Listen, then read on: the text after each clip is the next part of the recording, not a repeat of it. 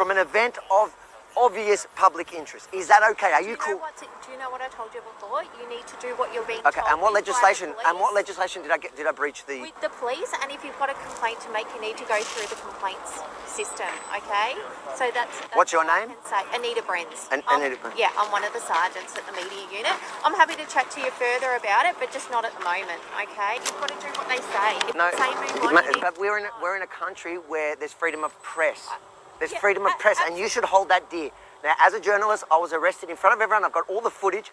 I was arrested, thrown to the ground with my permit in my pocket. I showed the police before coming in here, and then I was given a move-on order as a journalist. This is 2020 in Victoria. This is not supposed to be a police state. How convenient for the police, eh? Leave now, comply, complain later. Who should I complain to exactly? The police, so they can do some sort of internal review? I'm good. We're going to go above the police. That's why I need you to sign and share the petition at standwithavi.com. But my day didn't end there at the protest. I head towards my camera guys who were waiting for me so we could leave together, as we did. We came together. When I noticed that they were standing where a couple of journalists who had actually seen me under arrest, and I thought I'd take the opportunity to ask them how they felt about my treatment. There was some young Channel 9 journalist, I don't really know him, and there was a guy called Paul Dowsley who has more than 25 years under his belt with Channel 7 News. They just happened to be standing exactly where my camera guys were waiting for me. You got that caution there, yeah? You got that caution. See, I didn't get that caution and they threw me onto the ground. Can you put your mask on, please? You all right? Do you think it's cool that they're throwing journalists down on the ground? I didn't see what led to your caution. You got moved on, correct? I saw that when I was arrested. What was that move on for? Just because we're in a police safe zone. Okay. So they claim that I breached that, and then the footage is hectic of throwing me onto the ground based on that. Have you ever seen that in Victoria? Sir, can you please put your mask on while you're near me? You're allowed to as a journalist. I feel unsafe with a lot there. Can you put your mask on, please? Are you allowed to film as a journalist without your mask on? Yes? Only when socially distanced. Socially distanced. When there socially we go. distanced. Okay. So can I ask you? I'm about to go. I'm moving on. So you're not 1.5 from me. Can you stop that, please? And they've got their face masks on. Okay, so I'm just asking a question. When they interview, they don't have their face mask on. I'm just asking you, have you ever seen in Victoria a journalist thrown to the ground doing his job, obviously covering an event of public interest? This is public interest, yes? Have you ever seen that in Victoria as a journalist? I also did not see you get thrown. The footage is going on. Okay. I've got the footage. Let's say it's true. Have you ever seen that, yes or no? I don't want to comment on something I haven't seen, sir. Okay, mate. Now you've seen it. Can you comment? I'm not holding my breath. I offered to show it to him around the corner, but he didn't want to come. But a junior journalist pretending he didn't see what happened, or even the cops abusing their power again, didn't bother me that much. It was to be expected. What bothered me was the fact that a very experienced journalist didn't seem interested at all.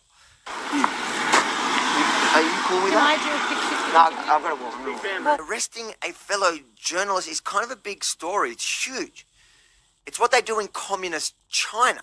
What I didn't realize is, until I was reviewing the footage, is that my cameraman just happened to capture the journalists talking between themselves before I got there.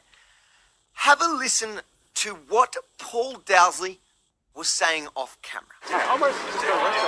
Same here. They threatened me with arrest. For being in a park. Yeah. He was like, you're in a police officer. I'm like, wait, What does the talk to police your say? officer over there. He told me to go stand next to the police meeting. You're not listening to me. Yeah. He goes, don't be a That's the fucking thing. smart I ass. don't listen. And I'm like, yeah.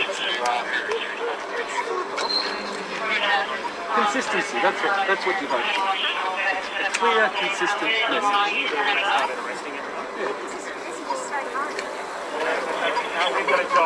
I'm talking about to the media. Paul Dowsley doesn't mince his words when it comes to describing the police there on that day. Threatened me with arrest. Tickets. Now, it's clear that Paul knew exactly what happened to me, and that police in general were out of control at the protest on the weekend. But guess what? The seasoned journalist didn't feel the need to tell the truth in his report on 7 News that night. This is exactly why no one can trust the mainstream media. Because when they think there's no camera, they tell a completely different story. Threatened me with arrest. Tickets. guess I can't go too hard on Paul because, after all, who wants to pay the price of holding the state accountable? That night, after not being charged with any crime, not even being fined, I got a visit in a clear attempt of intimidation. I wasn't involved in a protest. Okay. Oh, your name's... I wasn't... No. You but were there, though. Oh, So let's not dispute that. Are you were going there. Are you going to Channel 9 tonight? Are you going to Channel 9's house? Are you going to the journalists in Channel 7, Channel 9? Are you going to their house tonight to compliance check? If their name's on our list because they were processed for hindering, then yes, we will be. So I was there as media. Okay. Okay. And the world's seen exactly like the first 10 seconds of the arrest. Yep. Which is not the whole video. I've got everything from the moment that you guys let me into the rally, checked all my paperwork, and then arrested me. I was never asked. I was never asked to move on. Nothing like that. That is a lie. Okay. Well, I'm not here to dispute Alright, so that. don't- Your name's... So I've never not complied. You'll come into my house with my kids in the middle of the night when I have never not complied. I'm like every other journalist here. Don't come to my house. Okay. Your I'll name's see on you our on- list alright. because there's... What's your name? because of that. I'm Senior Constable Barrett. Barrett. I'm from Frankston Police. Frankston. If it narrows it down. Yeah, so you can take me off your list because you're not welcome at my house to do a compliance check to journalists Oh. who you're If unlawful. we've got information that suggests that you're acting Show improperly, me then where. yes. Show me one place where I've acted. I report. I'm a commentator. I'm in the No media. worries. Don't come to my house then. We'll see you tomorrow. You're on a list. We'll see you tomorrow. Police have crossed the line, and I need your help to fight back. So please, again, sign and share the petition at standwithavi.com because together we can win. I don't need Paul Dowsley or any other fake news journalists. I need you to stand with me and to share the truth.